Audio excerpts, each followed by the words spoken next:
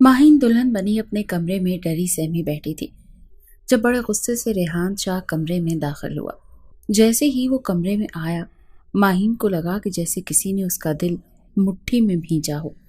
जानती थी कि वो बहुत गुस्से में है और उसे छोड़ेगा नहीं। अपने जहन में उसने जितने भी जुमले तरतीब किए थे जिससे कि वो रेहान शाह का गुस्सा ठंडा कर सकते थे, वो सारे जुमले गुटमुट हो चुके थे। बेड की चादर उसने मुट्ठी में दबोची थी जब जोर से कमरे का दरवाजा बंद हुआ था। उसने अपनी आंखें भींच ली, बिल्कुल उस कबूतर की तरह जो बिल्ली को सामने देखकर अपनी आंखें बंद करके ये समझता है कि मुसीबत टल गई। हालांकि रेहान शाह जैसी मुसीबत सारी जिंदगी के लिए वो अपने सर पर मुसल्लत कर चुकी थी। दिल बड़े जोर जोर से धड़क रहा था। जब वो तेज कदम उठाता हुआ बेड पर आया तो वो बिल्कुल सिमट कर खिसकती हुई बेड के ग्राउंड के साथ लग गई थी। अभी माहिन की आंखें बंद थीं जब वो बेड पर बैठा और जोर से उसकी कलाई को पकड़ा था। कांच की चंद चूड़ियां टूट गई थी और एक चूड़ी तो माहिन की नाजुक कलाई पर भी चुभ गई थी। बड़े झिझकते हुए और डरते हुए उसने रेहान से कहा था कि रेहान प्लीज मेरा हाथ छोड़े। रेहान कहने लगा, क्यों नहीं छोड़ूंगा तुम्हारा हाथ, बहुत शौक था ना तुम्हें मुझसे शादी करने का, मैं तुम्हारी जिंदगी जहन्नुम बना कर रख दूंगा। माही ये मत समझना कि मैं तुम्हें बख्श दूंगा। उसने अपनी कलाई रेहान के हाथ से छुड़वाने की कोशिश की, लेकिन वो बहुत गुस्से में उसकी कलाई पकड़े हुए था। उसकी आंखों से टप टप आंसू बहने लगे। कहने लगी, मैं सच कह रही हूँ, मेरा इसमें कोई कसूर नहीं है, मैंने जानबूझकर ये सब कुछ नहीं किया। उसने कहा, मैं सब समझता हूँ, तुम्हारी शुरू ही से नीयत में खोट था, तुम चाहती थी कि मैं तुमसे शादी कर लूं। दांत गुस्से से भींचते वो कहर भरी नजरों से उसे देखता हुआ कह रहा था, लेकिन वो मुसलसल अपनी कलाई छुड़वाने की कोशिश कर रही थी जिसे बड़ी बेदर्दी से रेहान शाह ने पकड़ रखा था। कहने लगी, रेहान प्लीज मेरी बात समझने की कोशिश करे। उसकी बात अभी यहीं तक पहुंची थी जब रेहान ने उसके मुंह पर हाथ रख दिया। कहने लगा, बहुत शौक था ना तुम्हें मुझे पाने का, मुझे हासिल करने का। मुझे हासिल करने के लिए तुमने जो कुछ किया है ना माही, मैं तुम्हें सूद समेत वापस लौटाऊंगा। लेकिन आज की रात तुम्हारे साथ वो सुलूक करूंगा कि शादी के नाम से भी तुम्हें डर लगेगा, खौफ से कांपोगी। माहीन के तो रहे औसान भी रेहान शाह की बात सुनकर खता हो गए थे।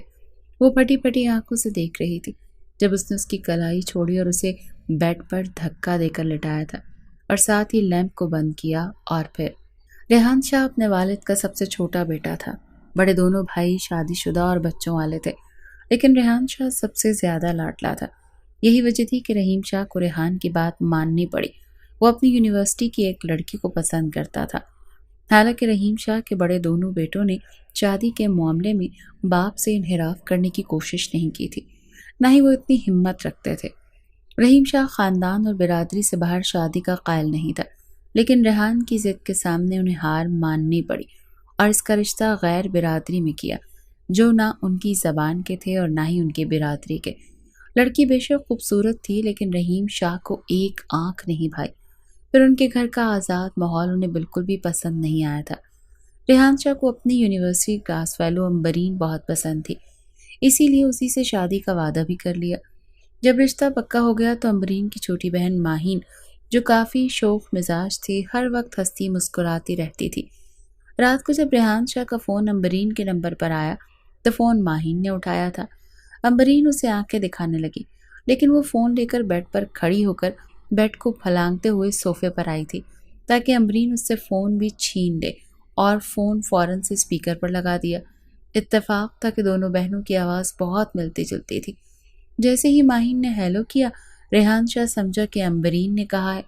कहने लगा, जाने मन कैसी हो। ये सुनकर माहीन ने अपनी हंसी को मुंह पर हाथ रखकर दबाया था और अम्बरीन सिफ्त में मुब्तला हुई थी।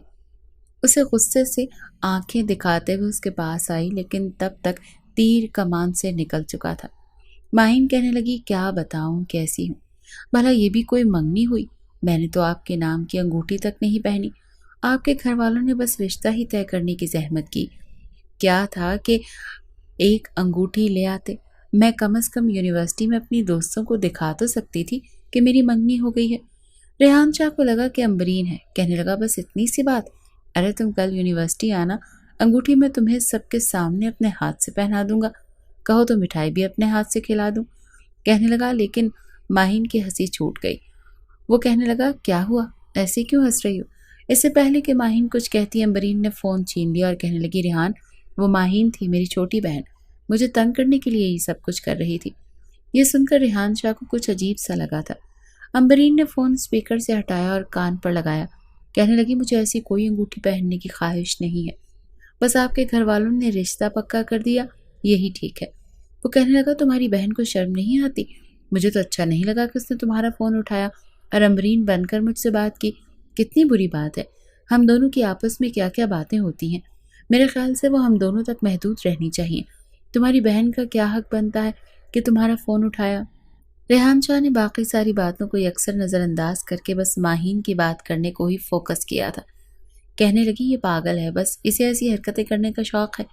اصل میں ہم دونوں بہنیں ہیں اور ہمارا کوئی بھائی نہیں ہے، اسی لیے آپ کو بھائی سمجھ کر ہی تنگ کر رہی تھی۔ ریحان خود اپنے گھر کا لاڈلا تھا اور اپنی مزاج کے خلاف کوئی بھی بات برداشت نہیں کرتا تھا۔ کہنے لگا بہرحال مجھے تمہاری بہن کی حرکت بالکل بھی اچھی نہیں لگی، آئندہ کوشش کرنا کہ وہ تمہارا فون نہ اٹھائے۔ امبرین کہنے لگی ٹھیک ہے بابا، ناراض کیوں ہو رہے ہو؟ پتہ نہیں کیوں لیکن ریحان کو غائبانہ طور پر یہ ماہین سے کچھ چڑ سی ہوئی تھی۔ بہرحال رحیم شاہ اس رشتے کے لیے کچھ خاص رضامند نہیں تھا، صرف بیٹے کی خواہش پر ہی اس نے یہ رشتہ طے کیا تھا اور اس بات سے ریحان شاہ بھی واقف تھا، اسی لیے منگنی کے نام پر انگوٹھی اس نے یونیورسٹی میں ہی امبرین کو اپنی کلاس فیلو اس کے سامنے پہنائی تھی۔ ماہین امبرین سے 5 سال چھوٹی تھی لیکن بہت زیادہ شوخ اور چنچل قسم کی لڑکی تھی، ہر وقت مذاق کرتی رہتی تھی، کبھی اپنی امی کے ساتھ کبھی بٹین کے ساتھ، اور ایسا ہی مذاق کا رشتہ وہ ریحان کے ساتھ بھی کرنا چاہتی تھی کیونکہ بھائی کوئی تھا نہیں اور شروع سے ہی اسے بھائی کی خواہش تھی۔ جب امبرین کا رشتہ ریحان سے طے ہوا تو اسے لگا کہ چلو بھائی کی کمی بھی پوری ہو گئی، لیکن ریحان بہت ہی مختلف مزاج کا تھا۔ کچھ دن بعد ہی ماہین نے اپنی والدہ سے ایک نئی ضد شروع کر دی، کہنے لگی مجھے اپنے بہنوئی کے گھر جانا ہے۔ اماں یہ کوئی منگنی ہوئی؟ نہ انہوں نے انگوٹھی پہنائی، نہ کوئی آپ ہی کے تحفے تحائف آئے، نہ ہی ہم نے آپ ہی کا سسرال دیکھا۔ مجھے ریحان بھائی کو بھی دیکھنا ہے، میں نے تو صرف ان کی تصویریں دیکھی ہیں۔ ماہین صبح سے زمرد بیگم کی جان کھائے جا رہی تھی۔ وہ کہنے لگی انہوں نے تو ابھی تک ہمیں دعوت نامہ دیا ہی نہیں، کتنی بری بات ہے کہ ہم منہ اٹھا کر چلے جائیں۔ تم بھی نہ ماہین، کبھی کبھی بڑی بے تکی سی باتیں کرتی ہو۔ وہ کہنے لگی لو یہ بھلا کیا بات ہوئی؟ امی نے ہاتھ میں پکڑا سیب کھاتے ہوئے شیلف پر بیٹھ کر اپنی ماں سے کہا تھا۔ کہنے لگی کہ ہم اپنی بہن دے رہے ہیں، ہمیں اچانک ان کے گھر جانا چاہیے، ان کے گھر کا ماحول دیکھنا چاہیے کہ وہ لوگ کیسے ہیں کیسے نہیں ہیں۔ یہ کیا بات ہوئی؟ میں کچھ جانتی نہیں امی، بس ہمیں جانا ہے۔ وہ کسی بچے کی طرح ضد کر رہی تھی۔ امبرین بھی کچن میں کھڑی سلاد کاٹ رہی تھی، زمرد بیگم پلاؤ کو دم دے رہی تھی۔ جب ماہین کو شیلف پر بیٹھے دیکھا تو کہنے لگی نیچے اترو، ذرا سی تمیز تمہارے اندر، بچپنا تو تمہارے اندر ختم ہی نہیں ہوتا، وہاں جا کر بھی اوٹ پٹانگ حرکتیں کرو گی۔ ان لوگوں کے گھر کا ماحول ہمارے گھر سے ہی اکثر مختلف ہے، تو میں تمہیں کبھی بھی نہ لے کر جاؤں، زمرد بیگم نے دو ٹوک انداز میں کہا تھا۔ امبرین یہ سن کر مسکرانے لگی لیکن ماہین کو بڑی تپ چڑھی تھی، کہنے لگی میں تو ضرور جاؤں گی، بلکہ کل جا کر میں ریحان بھائی کے لیے گفٹس لے کر آتی ہوں۔ بس آپ ابا سے کہیں کہ ہم کل چلتے ہیں اور بالکل اچانک جائیں گے، جا کر دیکھیں، بڑا مزہ آئے گا۔ ماہی ان کی بات زمرد بیگم نے تو نہیں مانی، لیکن رات کو جب جمال صاحب آئے تو بیٹی کی بات پر اتفاق کر لیا۔ ویسے بھی ماہین سے وہ زیادہ محبت کرتے تھے، اسی لیے انکار نہیں کیا۔ اگلے روز ہی اچانک جب وہ لوگ رحیم شاہ کے بنگلے میں گئے تو اچانک ان کی آمد پر سبھی حیران تھے۔ اتوار کا دن تھا، اسی لیے چھٹی تھی اور امبرین نے بھی ریحان کو ایسا کوئی میسج نہیں بھیجا تھا جس میں یہ بتایا ہو کہ اس کے گھر والے اچانک اس کے گھر میں چھاپا مارنے آئیں گے۔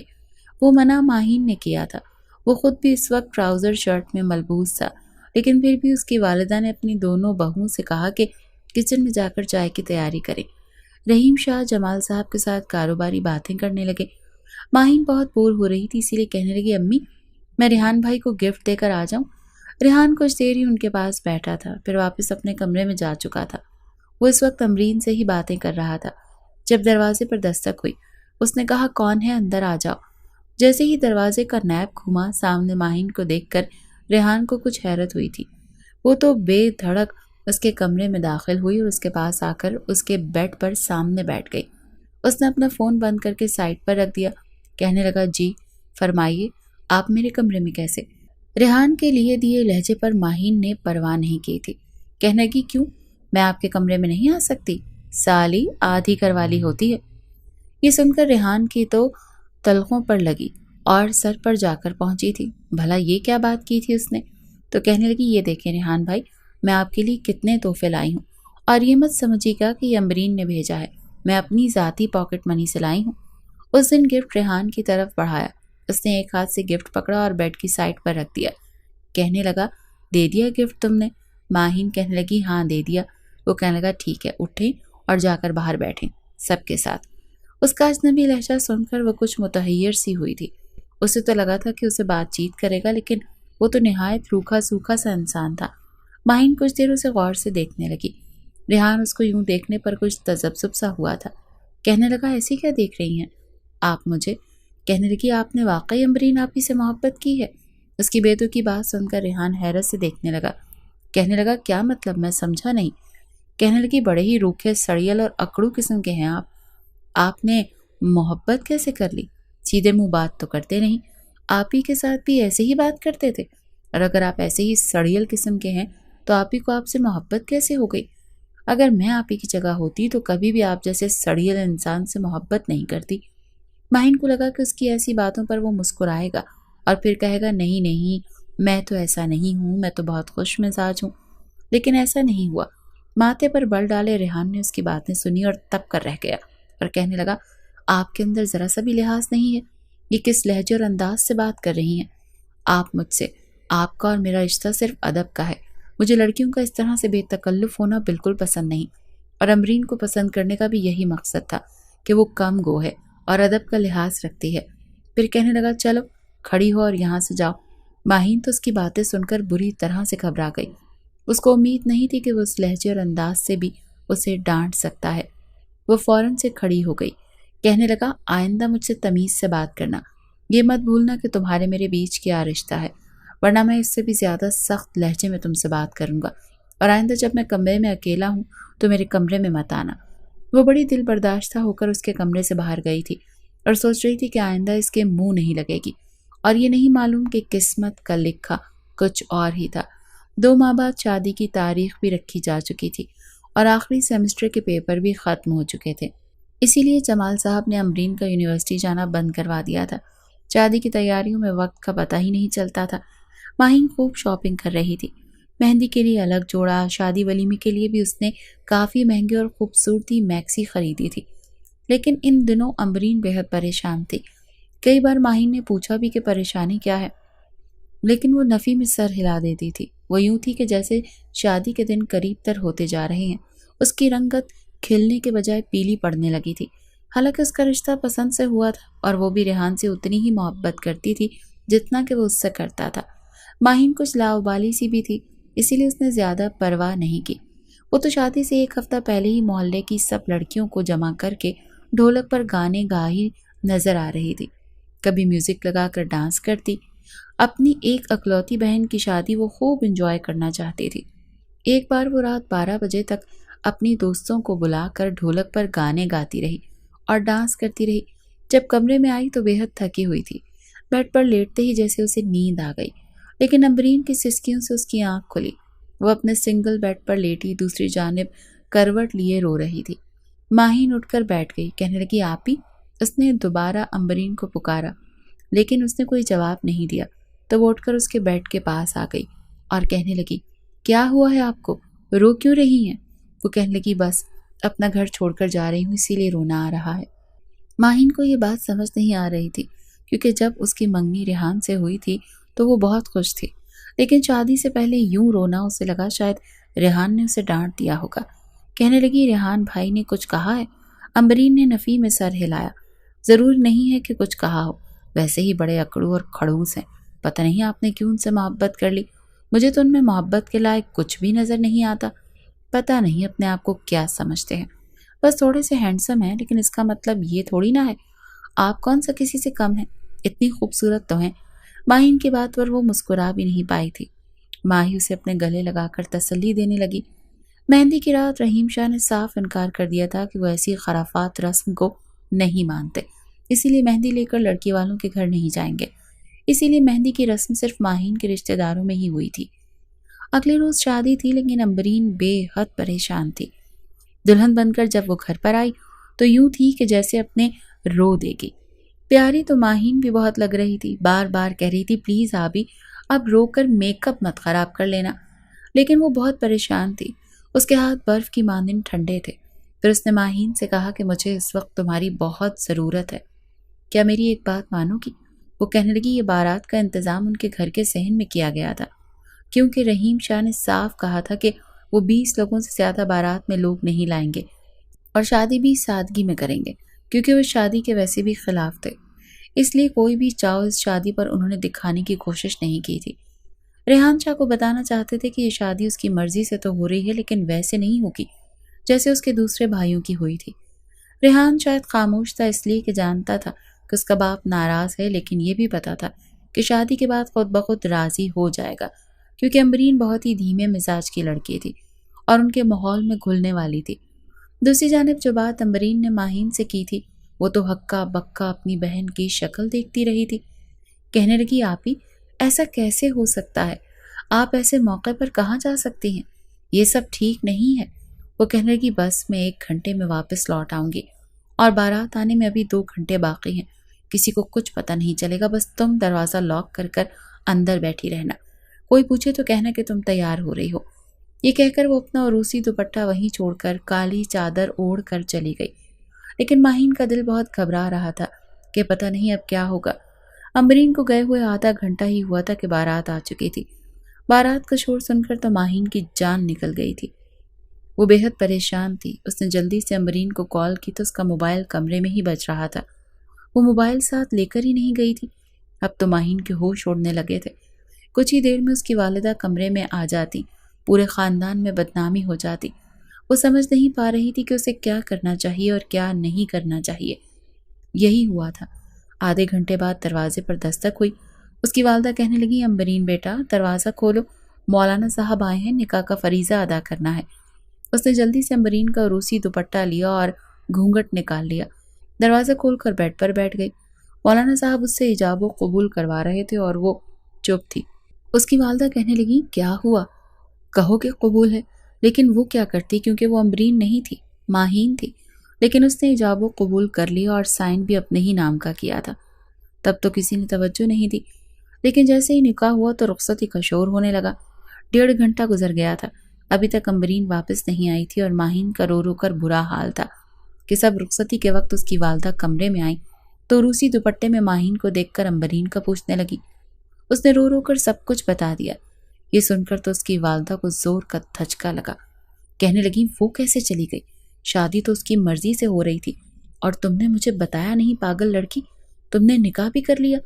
ماہین کہنے لگی مجھے کچھ سمجھ نہیں آ رہا تھا کہ میں کیا کرتی، آپ ہی بھی کہہ رہی تھی کہ جلدی آ جائیں گی۔ وہ کہنے لگی کہاں ہے اس کا فون؟ یہ تم نے کیا کر دیا ماہین؟ تو ماہین کہنے لگی وہ فون بھی ساتھ نہیں لے کر گئی، مجھے نہیں پتا کہاں گئی ہیں، کہہ رہی تھی بہت ضروری کام سے جا رہی ہوں ورنہ بہت برا ہو جائے گا۔ میں کچھ نہیں جانتی اماں کہ وہ کہاں گئی ہیں۔ یہ بات چھپی نہیں رہ پائی تھی۔ ماہین کے والد جب کمرے میں آئے تو یہ سب سن کر اپنا دل تھام کر بیٹھ گیا۔ بات آہستہ آہستہ سب تک پہنچ گئی اور ریحان اور اس کے گھر والوں میں جب پتہ چلا تو ایک طوفان سا برپا ہو گیا۔ رحیم شاہ کہنے لگا کہ وہ لڑکی تھی ہی بد کردار، اس نے نہ جانے کتنے لڑکوں سے چکر پال رکھا تھا۔ وہ ریحان سے کہنے لگے کہ میں اسی لیے تمہاری شادی کے خلاف تھا، دیکھ لیا تم نے۔ لیکن ریحان کو یقین نہیں آ رہا تھا۔ وہ سمجھ رہا تھا کہ شاید سارا قصور ماہین کا ہے، تبھی اس نے نکاح بھی کر لیا، اور پہلے بھی وہ کہتی تھی کہ سالی آدھی گھر والی ہوتی ہے۔ پتہ نہیں اس نے امبرین کو کہاں بھیج دیا تھا۔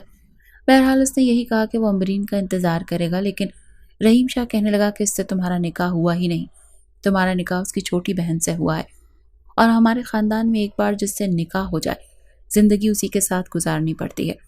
تم اب مرتے دم تک اس کی بہن کے ساتھ یہ رشتہ نبھاؤ گے اور یہی تمہاری سزا ہے۔ ریحان یہ سن کر غصے سے پاگل ہونے لگا تھا۔ کہنے لگا مجھے یہ شادی منظور نہیں ہے، مجھے نہیں پتا تھا کہ گھونگھٹ میں یہ چھپی بیٹھی ہے۔ لیکن رحیم شاہ کہنے لگے کہ اب تمہیں یہ رشتہ نبھانا پڑے گا۔ میں تمہیں پہلے ہی کہہ چکا تھا کہ اگر شادی اپنی مرضی سے کرو گے تو صرف شادی ہی تمہاری مرضی سے ہوگی، باقی سب کچھ ہماری مرضی سے ہوگا، اور میں اپنے خاندان کے ریت رواج نہیں بدلوں گا۔ رحیم شاہ کہنے لگا کہ آپ رخصتی کی تیاری کریں، ہم آج ہی ریحان کی بیوی کو ساتھ لے کر جائیں گے۔ روتے دھوتے ماہین رخصت ہو کر ریحان شاہ کے گھر پر آئی تھی۔ بڑی بے دلی سے اس کا استقبال ہوا تھا۔ ریحان تو کمرے میں بھی جانے کو تیار نہیں تھا، لیکن باپ نے غصے سے کہا تھا کہ جاؤ اور جا کر رشتہ نبھاؤ۔ تبھی کہتا تھا تمہیں کہ خاندان میں ہی شادی کرو۔ بہت شوق تھا نا خاندان کے باہر ایسے لوگوں میں شادی کرنے کا، تو اب بھگتو۔ جاؤ، اب کھڑے کھڑے میرا چہرہ کیا دیکھ رہے ہو؟ رحیم شاہ کافی غصے میں آ چکا تھا۔ بڑی ضد کے ساتھ وہ طنزیہ انداز میں اپنے بیٹے سے بولے تو غصے سے بھپرا ہوا ریحان سر جھکا گیا تھا۔ اس کا تو بس نہیں چل رہا تھا کہ اس گھر کے در و دیوار ہلا ڈالے۔ سارا غصہ اب یقیناً ماہین پر ہی اترنے والا تھا۔ باپ کی ڈانٹ سن کر کمرے کی طرف گیا تھا۔ کمرے میں بیٹھی ہوئی ماہین کی حالت ایسی تھی کہ کاٹو تو لہو نہ نکلے۔ بار بار دل میں اپنی بہن کے بارے میں سوچ رہی تھی کہ کہاں چلی گئی ہو تم؟ ایک مرتبہ تو میرے بارے میں سوچ لیتی۔ ارے تم جانتی بھی ہو یہ زندگی کس موڑ پر لا کر کھڑی ہو چکی ہے؟ تمہاری وجہ سے، صرف اور صرف تمہاری وجہ سے مجھے خاندان بھر کی باتیں سننا پڑیں گی، اور تو اور یہ کھڑوس شخص، اسے میں کیسے سمجھاؤں گی کہ یہ تو پہلی نظر میں ہی مجھے اچھا نہیں لگا تھا، نہ ہی یہ مجھے اچھا سمجھتے ہیں۔ ماہین گھبرا چکی تھی، تبھی دھڑلے سے دروازہ کھلا۔ سہم کر وہ بیڈ پر سمٹی تھی۔ اگلے ہی پل دروازے کو لاک کرتا ریحان اس کے قریب آیا تھا۔ وہ کانپ رہی تھی، گھبرا رہی تھی، سمٹ کر بیڈ کی دوسری طرف گئی تھی، لیکن اگلے ہی پل ریحان اس کا بازو پکڑ کر اسے گھسیٹ کر اپنے قریب کر چکا تھا۔ بیڈ کی ساری چادر تو ویسے ہی ہاتھ میں بھینچنے کی وجہ سے ماہین خراب کر چکی تھی۔ آنکھیں بند کر کے ڈرتے ڈرتے کہہ رہی تھی کہ میری بات سنیں، میں نے کچھ نہیں کیا، پلیز۔ لیکن اگلے ہی پل مارے غصے کے ریحان اس کا منہ دبا چکا تھا۔ کہنے لگا شٹ اپ، تمہارے منہ سے ایک لفظ نہ سنو۔ میں یہ سارا کیا دھرا تمہارا ہی ہے۔ تمہاری نظر مجھے شروع ہی سے خود پر اچھی نہیں لگی تھی۔ تمہیں دیکھ کر ہی مجھے لگا تھا کہ تم میں اور امرین میں زمین آسمان کا فرق ہے۔ میں نے اس روز تمہیں ڈانٹ کر اس کمرے سے نکالا تھا نا، تمہیں باتیں سنائی تھی کہ دوبارہ میرے قریب آنے کی کوشش مت کرنا۔ اسی بات کا بدلہ لیا ہے نا تم نے۔ کہاں ہے میری امرین؟ کدھر گئی ہے وہ؟ جس قدر غصہ ریحان کو آیا ہوا تھا، وہ امرین کو اتنی تیزی سے دبوچ رہا تھا۔ درد کی شدتوں سے ماہین سسک رہی تھی، کچھ بولنا چاہتی تھی، لیکن ریحان تو شاید اس کا جبڑا توڑ ہی دیتا۔ جب ماہین کی آنکھوں سے آنسو نکلنے لگے تو پوری قوت سے ریحان نے اسے بیڈ پر پٹخا تھا۔ کہنے لگی مجھے پانا چاہتی تھی نا تم، یہی چاہتی تھی نا کہ میں تمہارا ہو جاؤں۔ سالی آدھی گھر والی ہوتی ہے، اسی لیے امرین کو غائب کر کے خود پوری گھر والی بننے کے لیے تیار ہو گئی۔ میں تمہیں بتاتا ہوں اب شوہر بننا کیا ہوتا ہے۔ اتنا کہہ کر وہ اس کی طرف جھکتا، مگر خوف کے مارے سہمی ہوئی ماہین اونچی آواز میں چلا بھی نہیں سکتی تھی۔ گھبرائے ہوئے انداز میں فوراً بیڈ کی دوسری طرف سے جب اتری تو اس کا سرخ آنچل وہیں بیڈ پر ہی رہ چکا تھا۔ اس قدر خوف اس پر طاری ہو چکا تھا کہ وہ تھر تھر کانپ رہی تھی، ہاتھ جوڑ کر کہہ رہی تھی کہ نہیں، میرے ساتھ ایسا مت کیجیے گا، مجھے خوف آتا ہے۔ میں آپ کو سب کچھ سچ بتاتی ہوں، میری بات سنیں، آپ مجھے بولنے کا موقع تو دیجیے۔ ہر فیصلہ خود ہی کیوں سنا رہے ہیں؟ جس قدر سہمی ہوئی ماہین تھی اور جس قدر گھبراہٹ کا شکار ہو کر اس نے یہ بات کی تھی، ایک پل کو اس کی حالت پر ریحان کو ترس آیا تھا۔ غصے کے مارے اپنی شیروانی ایک طرف پھینکی تھی۔ کہنے لگا کہ جلدی بولو، صرف 2 منٹ ہیں تمہارے پاس، بتاؤ کہ تم نے کیا کیا ہے امرین کے ساتھ، کہاں ہے امرین؟ روتے ہوئے وہ پہلے تو اپنا سانس بحال کرتی رہی اور اکھڑے اکھڑے سانس لے رہی تھی۔ ریحان شاہ نے اسے ڈرا ہی اتنا دیا تھا۔ اس سے پہلے کہ وہ کچھ بولتی، اس کا دھیان سائڈ ٹیبل پر رکھے ہوئے دودھ کے گلاس کی طرف گیا۔ وہ جلدی سے اس گلاس کی طرف بڑھی۔ وہ دودھ ریحان شاہ کے لیے رکھا گیا تھا، لیکن سارا ایک ہی سانس میں پینے کے بعد گھبراتے ہوئے کہنے لگی کہ دیکھیں، میں نہیں جانتی آپ کا مزاج کیسا ہے، آپ کی نظروں میں میرا کیا امپریشن پڑا ہے، لیکن بات یہ ہے کہ آپ کے آنے سے ٹھیک آدھا گھنٹہ پہلے امرین مجھ سے کہنے لگی کہ اسے ایک ضروری کام سے جانا ہے، وہ آدھے گھنٹے تک واپس آ جائے گی۔ اس نے اپنا یہ سرخ آنچل اتار کر رکھا اور ایک بڑی سی کالی چادر لے کر اپنے گرد لپیٹ لی۔ میں اس سے پوچھتی رہی کہ آخر تم کہاں جا رہی ہو؟ بارات آنے والی ہے، تم دلہن بنی ہوئی ہو، لیکن وہ کہنے لگی کہ میرا جانا ضروری ہے، بس آدھے گھنٹے میں آ جاؤں گی، تب تک تم یہ دروازہ مت کھولنا۔ میں نے ایسا ہی کیا، لیکن وہ واپس آئی ہی نہیں۔ اب مولوی صاحب اچانک کمرے میں آ گئے تھے، میں کیا کرتی؟ گھبراتے ہوئے میں نے آپ سے نکاح کر لیا، مجھے لگا شاید وہ واپس آ جائیں گی، مگر وہ نہیں آئیں۔ مجھے خود آپ ہی کی فکر ہو رہی ہے، کہیں وہ کسی مصیبت میں نہ پھنس چکی ہوں۔ مگر ریحان شاہ غصے سے ساری ڈیکوریشن اتارتا ایک طرف پھینک چکا تھا۔ کہنے لگا بس کرو، یہ ڈرامے بازی بند کرو۔ تم جھوٹی ہو، تم جھوٹ بول رہی ہو۔ تم نے کچھ کیا ہوگا، تم نے ہی اپنی بہن کو اغوا کروا دیا ہوگا، یا اسے اپنے گھر میں ہی بند کر دیا ہوگا، یا پھر کہیں اس کمرے کی الماری میں ہی تم نے اسے بے ہوشی کی دوا دے کر چھپا تو نہیں دیا تھا۔ ریحان شاہ تو بالکل پاگل ہو گیا، اپنے بال جکڑ کر ہاتھ سے کھینچنے لگا۔ اسے تو سمجھ نہیں آ رہی تھی کہ کرے تو کیا کرے۔ جس سے وہ محبت کرتا تھا، جس سے شادی کے اس نے خواب دیکھے تھے، اپنے گھر والوں کے خلاف گیا تھا عین شادی والے دن، وہ کہاں جا سکتی تھی؟ خوف کے مارے ماہین یہی کہہ رہی تھی کہ یہی سچ ہے جو میں آپ کو بتا رہی ہوں، لیکن ریحان شاہ اس پر یقین نہیں کر رہا تھا۔ کہنے لگا مجھ سے شادی کرنا چاہتی تھی نا، اب دیکھو تمہیں شادی کا انعام میں دیتا ہوں تمہیں۔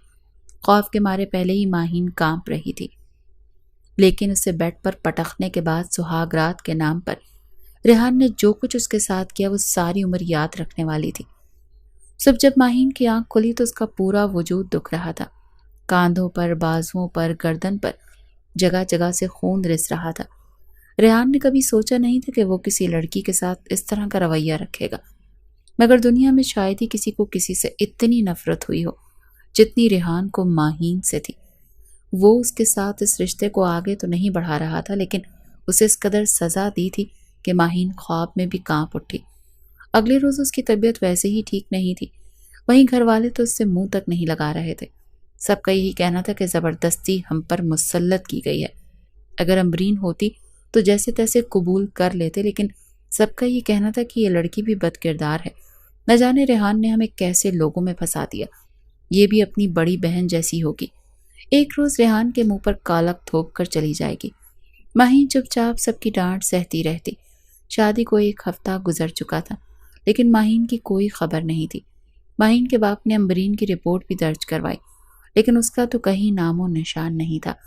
آخر میں یہ باتیں پھیلنے لگیں جو کہ سب سے پہلے رحیم شاہ نے ہی کی تھی، کہ مجھے تو لگتا ہے اس لڑکی کو کوئی لڑکا پسند آ گیا تھا، تبھی میرے بیٹے کو دھوکہ دے کر وہ اس کے ساتھ عین موقع پر بھاگ گئی۔ یہی سوچ رہی ہوگی کہ مجھے امیر لڑکا مل گیا تو اس کے ساتھ میری چھوٹی بہن وقت گزار لے گی۔ چلو، دونوں بہنیں اچھے عزت دار گھرانوں میں چلی گئی ہیں۔ یہ بات جمال صاحب کے سامنے جب رحیم شاہ نے کی، پھر جمال صاحب کے دل میں ٹیس اٹھنے لگی تھی۔ وہ اس لیے چپ تھے کہ ان کی دوسری بیٹی اس گھر میں بہو بن کر موجود تھی۔ وہ جو کچھ کہتے اس کا بدلہ ان کی دوسری بیٹی کو بھگتنا پڑتا۔ رحیم شاہ نے تو صاف صاف کہہ دیا تھا کہ آپ دوسری بیٹی کو اس گھر میں لے آئے ہیں، وہی بہت ہے، دوبارہ آپ لوگ ہمارے گھر میں آنے کی زحمت مت کیجیے گا۔ ماہین رو رہی تھی، اپنے ماں باپ سے گلے مل کر کہہ رہی تھی کہ مجھے بھی اپنے ساتھ لے جائیں، لیکن رحیم شاہ صرف اتنا بولا کہ اب خیر سے ہماری بہو بن ہی گئی ہو تو ہمارے ریت رواج بھی پورے کر لو۔ ہمارے ہاں کی بہو پر حرام ہے کہ وہ اپنے ماں باپ کے گھر جا کر ایک رات بھی رہے۔ جمال صاحب واپس جا چکے تھے، لیکن گھر جا کر انہیں ہارٹ اٹیک آ چکا تھا۔ ماہین اپنے کمرے میں بیٹھی رو رہی تھی، اسے اپنی بہن سے نفرت ہونے لگی تھی جس نے اس کی زندگی کو آج اس موڑ پر پہنچا دیا تھا۔ اس روز ماہین کی طبیعت کچھ بہتر نہیں تھی، وہ بیڈ پر نیند دراز بیٹھے بیٹھے ہی سو گئی۔ جب ریحان آفس سے گھر واپس آیا، تھکا ہوا تو وہ بھی بہت تھا۔ جب سے اسے پتہ چلا تھا کہ امبرین گھر میں موجود ہی نہیں ہے، کسی کے ساتھ بھاگ چکی ہے، تو یہ بات بھی اس سے ماہین پر ہی غصہ اور نفرت نکالنے پر مجبور کر چکی تھی۔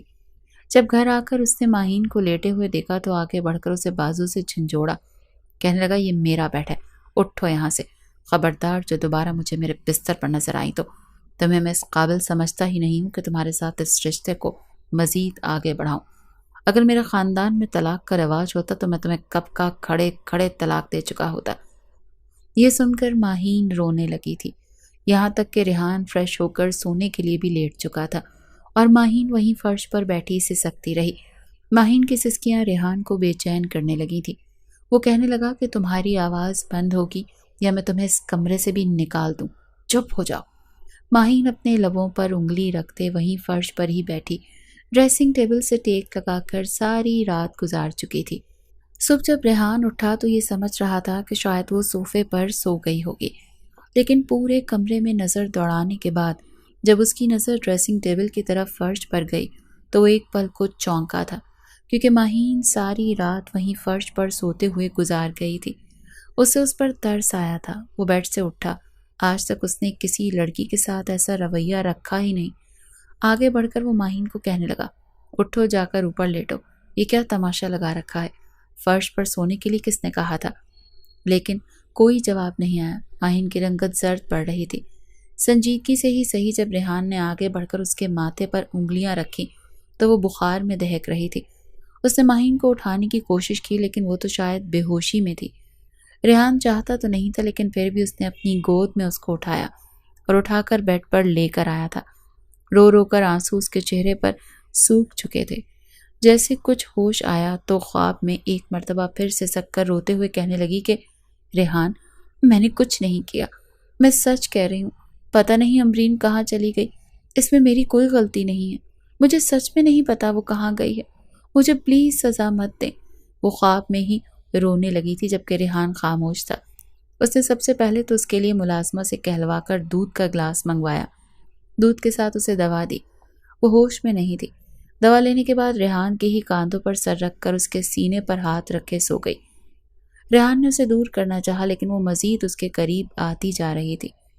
ریحان بھی بالکل بت بنا وہیں پر بیٹھا رہا۔ نہ جانے کب دوبارہ اس کی آنکھ لگ گئی، اسے بھی خبر نہ ہوئی۔ دن کے 11 بج چکے تھے جب ریحان کی ماں نے ایک جھٹکے سے دروازہ کھولا، لیکن سامنے دونوں کو یوں ایک دوسرے کے قریب دیکھ کر وہ شرم سے سرخ لال ہوتی واپس پلٹی۔ دروازہ کھولنے پر ماہین اور ریحان کی بھی آنکھ کھل چکی تھی۔ ریحان تو یوں بیڈ سے اترا تھا جیسے اسے کسی نے کرنٹ لگا دیا ہو۔ گھبراتا ہوا وہ ماہین سے دور ہٹا تھا۔ دوا کی وجہ سے ماہین کا بخار کچھ کم ہو چکا تھا۔ جب ریحان نے کمرے سے باہر جا کر اپنی ماں کو بتایا کہ ماہین کی طبیعت خراب ہے، اس کو شدید بخار ہے، تو اس کی ماں کے دل میں بھی تھوڑی بہت نرمی آ چکی تھی۔ جا کر اپنی بہو کو نہ صرف دوا دی بلکہ اس کے ساتھ بیٹھ کر وقت بھی گزارا۔ دھیرے دھیرے گھر کے باقی افراد بھی ماہین کو اس گھر کی بہو تسلیم کرنے لگے۔ آخر اس میں سب کی غلطی کیا تھی؟ وہ تو عزت کی خاطر یہ قدم اٹھا گئی تھی، لیکن رحیم شاہ اور ریحان شاہ دونوں باپ بیٹا ابھی بھی ماہین کو لے کر اپنا رویہ ٹھیک نہیں کر پائے تھے۔ یوں سب کی محبت پا کر دھیرے دھیرے ماہین کا رویہ پھر سے پہلے جیسا ہونے لگا تھا۔ وہیں شوخ مزاج اور چنچل پن اس میں پھر سے وارد ہونے لگا۔ اس روز جب وہ کمرے میں آئی تو گہری سانس خارج کی، کیونکہ پچھلے ایک ہفتے سے اس کا اور ریحان کا جھگڑا نہیں ہوا تھا، نہ ہی کسی بات پر تو میں ہوئی تھی۔ اسی لیے وہ یہ سوچ رہی تھی کہ شاید دھیرے دھیرے ریحان نے اسے اپنی بیوی تسلیم کر لیا ہے۔ وہ بیڈ پر بیٹھ کر اپنی فیشل کٹ کھول کر دیکھنے لگی۔ سامنے آئینہ رکھا تھا۔ خود کو دیکھ کر کہنے لگی کہ حالت کیا ہو گئی ہے میری ان 2 مہینوں میں، قسم سے امبرین تم مجھے ملو، میں تمہارا خون پی جاؤں گی۔ کہاں میں جو مہینے میں 2 مرتبہ فیشل کیا کرتی تھی، اپنا خیال رکھا کرتی تھی، اور اب واقعی شادی کے بعد عورت کی زندگی بہت بدل جاتی ہے۔ اتنا کہہ کر اس نے فیشل کٹ کھولی اور وہیں بیڈ پر ہی بیٹھ کر اس نے باؤل میں پانی ڈالا اور ساری چیزیں پھیلا کر فیشل کرنے لگی۔ اس بات سے انجان تھی کہ اگر ریحان نے اسے ایسا کرتا دیکھ لیا تو اس کا کیا حشر کرے گا۔ وہ ابھی چہرے پر مساج کر کے اپنے سامنے چپس کا پیکٹ کھول کر کھاتی، کانوں میں ہینڈ فری لگائے گنگنا رہی تھی جب ریحان شاہ کمرے میں آ گیا۔ جیسے ہی کمرے میں داخل ہوا اور سامنے اپنے بیڈ پر بکھرا ہوا سامان دیکھا، گانے کے ساتھ اوٹ پٹانگ لپسنگ کرتی ماہین کو دیکھا تو اس کا خون کھول چکا تھا۔ اس نے غصے سے اپنا بیگ اور موبائل صوفے پر پھینکا۔ سمجھا کہ شاید یہ شور سن کر ماہین پہلے کی طرح کانپ کر بیڈ سے اتر آئے گی، لیکن ایسا کچھ نہیں ہوا تھا۔ اس نے کانوں میں ہینڈ فری لگا رکھی تھی۔ ریحان شاہ چلتا چلتا اس کے پاس آیا اور سامنے باؤل میں رکھا وہ پانی اٹھا کر اس کے منہ پر پھینک دیا۔ ماہین چلا اٹھی تھی، چیخ کر بیڈ پر ہی کھڑی ہو گئی۔ جب آنکھیں کھول کر دیکھا تو سامنے ریحان شاہ کھڑا تھا، اسے گھور کر دیکھ رہا تھا۔ غصہ تو اس سے بھی بہت آیا۔ کہنے لگی، یہ کیا طریقہ ہے؟ تمیز نام کی چیز نہیں ہے آپ میں، سارے کپڑے خراب کر دیے۔ کوئی شرم ہوتی ہے، کوئی حیا ہوتی ہے، لیکن آپ کیا جانو ریحان شاہ کہ وہ کیا ہوتی ہے؟ بس جب بھی آتے ہو منہ بسوڑ لیتے ہو اور الٹی سیدھی حرکتیں کرنا شروع کر دیتے ہو۔ کیا عقل نہیں ہے؟ میں ہی تھی، کوئی چڑیل تو نہیں تھی جو ایسا رد عمل ظاہر کر رہے ہیں۔ ماہین کی چلتی زبان دیکھ کر تو ریحان مزید غصے سے آگ بگولا ہو چکا تھا۔ کہنے لگا، چپ ہو جاؤ، بالکل چپ ہو جاؤ، یہ کر کیا رہی ہو تم؟ میرے بستر کا حشر کیا کر رکھا ہے؟ یہ کمرے کو تم نے کباڑ خانہ بنا رکھا ہے۔ یہ تمہارا کمرہ نہیں ہے، سمجھ آئی؟ یہ میرا کمرہ ہے۔ مگر ماہین بجائے ڈرنے کے اسی کے لہجے میں انگلی اٹھا کر کہنے لگی کہ او ہیلو مسٹر، یہ صرف آپ کا کمرہ نہیں میرا بھی کمرہ ہے، آفیشلی بیوی ہوں آپ کی، سمجھ آئی نا؟ جتنا حق آپ کا ہے نا اس کمرے پر اتنا ہی میرا بھی ہے، بلکہ پورے گھر پر ہے۔ وہ جیسے ہی بیڈ سے اتری تو ریحان شاہ نے غصے سے اسے بازو سے پکڑ کر دوبارہ بیڈ پر پٹخ دیا، کہنے لگا تمیز کے دائرے میں رہ کر بات کرو، شوہر ہوں تمہارا۔ اس بات پر ماہین نے ایک پل کو بے یقینی سے ریحان کو دیکھا، کہنے لگا اچھا اب یاد آ گئی ہے کہ شوہر ہو میرے، تو بھائی وہی تو میں بھی کہہ رہی ہوں نا کہ بیوی ہوں آپ کی، یہ کمرہ میرا بھی اتنا ہی ہے جتنا آپ کا ہے۔ ہر وقت میرا کمرہ کی رٹ مت لگایا کریں۔ 2 ماہ بعد فیشل کرنے بیٹھی تھی مگر وہ بھی سارا خراب کروا دیا۔ ماہین اپنے چہرے کی ڈریسنگ ٹیبل میں دیکھتی واش روم میں جانے لگی، جبکہ کہیں نہ کہیں ماہین کو اس حالت میں دیکھ کر ریحان کو ہنسی بھی آئی تھی۔ وہ بات بات پر پہلے کی طرح ماہین پر غصہ کرنا چاہتا تھا، لیکن اب جب اسے کوئی نہ کوئی شرارت کرتے دیکھتا، کوئی ایسی بات کرتے دیکھتا جس پر ہنسنا واجب ہو جاتا، تو اس کا غصہ خود بخود ہی جھاگ بن کر بیٹھ جاتا۔ دھیرے دھیرے اس کے دل میں خود ہی ماہین کے لیے جگہ بننے لگی۔ آخر کو وہ اس کی محرم تھی، بھلے ہی وہ خود کھڑوس مزاج تھا، سیریس لڑکیاں پسند کرتا تھا، لیکن ماہین کے ساتھ رہ کر وہ اس کا عادی سا ہونے لگا تھا۔ نہ جانے کب ماہین کے دل میں ریحان کے لیے اور ریحان کے دل میں ماہین کے لیے محبت کے بیج بو گئے۔ دونوں کو اس بارے میں خبر ہی نہ ہوئی، لیکن اب پہلے کی طرح لڑنا اور سختی کرنا ریحان نے کافی کم کر دی تھی۔ اگر ماہین اس کے سامنے بیٹھ کر پورے محلے کے قصے بھی سنا رہی ہوتی تو وہ چپ چاپ سن لیتا، اگر کسی روز وہ خاموش ہوتی تو خود کوئی ایسا موضوع چھیڑ دیتا کہ جس پر وہ اس سے لمبی لمبی بحث اور تکرار کرتی رہتی۔ اس سے ماہین کی عادت سی ہو چکی تھی۔ ایک روز ماہین سے کہنے لگا کہ آؤ میرا شاپنگ کرنے کا موڈ ہو رہا ہے، تم بھی بار بار وہی گھسے پٹے کپڑے پہنتی رہتی ہو، تمہیں تو ڈریسنگ سینس ہی نہیں ہے، تمہیں بھی کچھ کپڑے دلا ہی دیتا ہوں۔ جواب میں ماہین نے گھور کر ریحان کو دیکھا، کہنے لگی اچھا مسٹر ریحان شاہ، آج آپ کا اکاؤنٹ خالی نہ کروایا تو میرا نام بھی ماہین ریحان نہیں۔ دونوں کے بیچ تکرار چل رہی تھی جب دونوں مال میں پہنچ گئے۔ ابھی ماہین اپنے لیے جوتے پسند کر ہی رہی تھی جب سامنے سیڑھیوں سے اوپر آتی امبرین نظر آئی۔ اس کے ساتھ ایک لڑکا بھی موجود تھا۔ جس پل ریحان نے اسے اس لڑکے کے ساتھ دیکھا تو وہ بلبلا اٹھا۔ اسے یوں بت بنا کھڑا دیکھ کر ماہین نے بھی اس جانب دیکھا۔ ریحان تو وہیں کھڑا رہ گیا، لیکن ماہین بھاگ کر اس کے پیچھے گئی تھی۔ فوراً جا کر امبرین کے کاندھے پر ہاتھ رکھ دیا۔ امبرین نے پلٹ کر دیکھا تو ایک پل کو گھبرا گئی تھی، کیونکہ اسے اندازہ نہیں تھا کہ اسے بہن یوں بھی مل سکتی ہے۔ ماہین نے تو وہیں کے وہیں پر سوال شروع کر چکی تھی کہ کہاں چلی گئی تھی تم؟ جانتی بھی ہو تمہارے اس طرح جانے سے ہم پر کیسی قیامت گزری؟ امبرین کی آنکھوں میں آنسو آ چکے تھے۔ وہ لڑکا امبرین کو وہاں سے لے کر جانا چاہتا تھا، لیکن ماہین نے اس کا ہاتھ پکڑ لیا کہ نہیں، مجھے سوالوں کے جواب چاہیے، تمہاری وجہ سے مجھے تمہاری جگہ نکاح کرنا پڑا۔ آج تک مجھے لے کر ریحان کے دل میں یہ شک ہے کہ میں نے تمہیں بھگا دیا، تم اس لیے راستے سے صاف کیا کیونکہ میں انہیں پسند کرتی تھی۔ میں صفائیاں دیتی تھک گئی ہوں۔ چاروں ہی آمنے سامنے بیٹھے تھے جب امبرین نے روتے ہوئے جو کچھ بتانا چاہا تو ریحان طنزیہ انداز میں کہنے لگا، اگر تمہیں مدثر سے محبت تھی تو مجھے پہلے ہی بتا دیتی، میرے ساتھ جھوٹی محبت کا ڈھونگ کیوں رچایا؟ دراصل امبرین کے ساتھ جو لڑکا بیٹھا تھا وہ ان کی یونیورسٹی کا ہی تھا جو امبرین کو پسند کرتا تھا۔ اس نے امبرین کے ساتھ کچھ ایسی تصویریں لے رکھی تھی جو کہ دکھنے میں تو ٹھیک تھی، لیکن اس نے انہیں ایڈٹ کر کے انتہائی نازیبا بنا دیا تھا۔ وہ امبرین سے شادی کرنا چاہتا تھا اور بار بار کہہ رہا تھا کہ تم مجھے اپنے گھر والوں سے ملواؤ، میں تمہیں بہت خوش رکھوں گا، تم سے شادی کروں گا، لیکن اس نے صاف الفاظ میں منع کر دیا تھا۔ جس روز ان کا نکاح تھا اس روز مدثر نے وہ نازیبا تصویریں امبرین کو بھیج کر دھمکی دی تھی کہ اگر تم مجھ سے کچھ دیر کے لیے ملنے کے لیے نہ آئیں تو میں یہ تصویریں تمہارے سسرال والوں کے نمبر پر بھیج دوں گا، پھر دیکھتا ہوں کہ کیسے اپناتے ہیں وہ تم لوگوں کو۔ امبرین اس کے جھانسے میں آ کر گھر سے بھاگ گئی تھی، صرف اور صرف اس لڑکے کی شرط پوری کرنے کے لیے، لیکن اس نے امبرین کو اپنی گاڑی سے اتارا ہی نہیں تھا بلکہ گاڑی میں بٹھا کر گاڑی بھگا دی، اپنے خفیہ ٹھکانے پر لے آیا اور امبرین سے زبردستی نکاح کر لیا اور اسے واپس گھر بھی جانے نہ دیا۔ پہلے تو امبرین اس کے ساتھ خوب لڑی، شور مچایا، دھمکیاں دی، لیکن دھیرے دھیرے اس کو قسمت سمجھ کر اس کے ساتھ زندگی گزارنے لگی۔ جو کچھ امبرین کے ساتھ ہوا وہ غلط ہوا، اب تو چاہ کر بھی مدثر کو کوئی کچھ نہیں کہہ سکتا تھا۔ بہرحال اگر وہ مدثر کے ساتھ خوش تھی تو ٹھیک تھا، ریحان نے تو انتہائی غضبناک نظر امبرین پر ڈالی تھی، جو کہ یہی کہتے ہوئی میرے بارے میں ماں باپ کو کچھ مت بتانا، اگر میں ان کے سامنے گئی تو ان کے زخم تازہ ہو جائیں گے، بہتر ہے کہ اگر وہ مجھے مرا ہوا سمجھتے ہیں تو مرا ہوا ہی سمجھتے رہنے دو۔ کچھ دیر وہ لوگ بیٹھ کر بات چیت کرتے رہے، پھر امبرین اپنے شوہر کے ساتھ وہاں سے چلی گئی اور ماہین ریحان کے ساتھ گھر آ گئی۔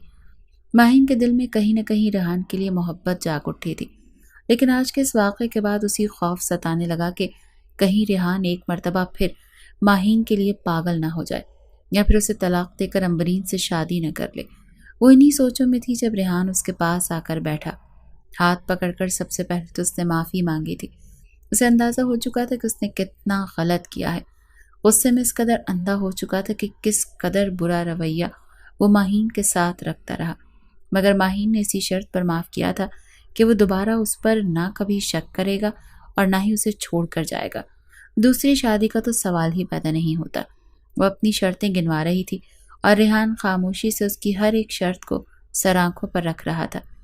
یہ شادی جن حالات میں ہوئی تھی، لیکن اب ریحان کی حالت ایسی تھی کہ گھر آتے ہی اسے سب سے پہلے اپنی نظروں کے سامنے ماہین چاہیے ہوتی تھی۔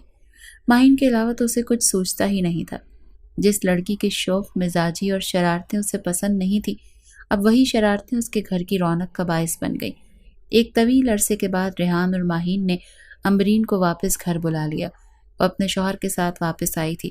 پرانی رنجشیں، اختلافات بھول کر وہ زندگی کو نئے سرے سے شروع کر چکے تھے۔